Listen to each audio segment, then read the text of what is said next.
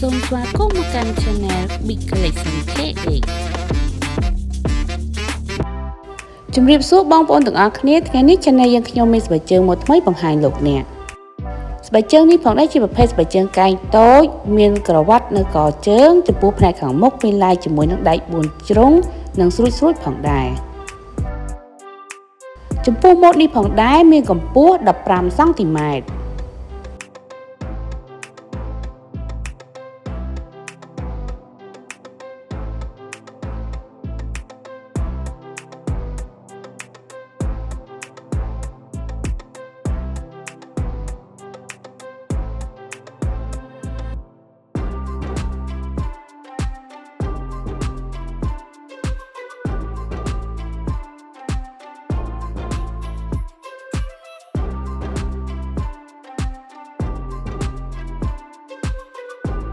ស្បែកជើងនេះផងដែរមានកម្ពស់15សង់ទីម៉ែត្រមានទំហំពីលេខ35រហូតដល់លេខ43មាន9ពណ៌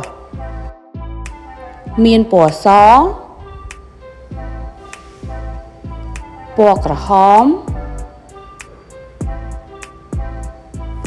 ពណ៌ខ្មៅពណ៌ឈូកស្រាលពណ៌ទឹកសមុទ្រពណ៌លឿងពណ៌ស្វាយពណ៌សាច់និងពណ៌ចុងក្រោយគឺពណ៌ប្រាក់សូមចុច Subscribe និងសញ្ញារូបកណ្ដឹងដើម្បីទទួលបានវីដេអូថ្មីៗពី Channel យើងខ្ញុំ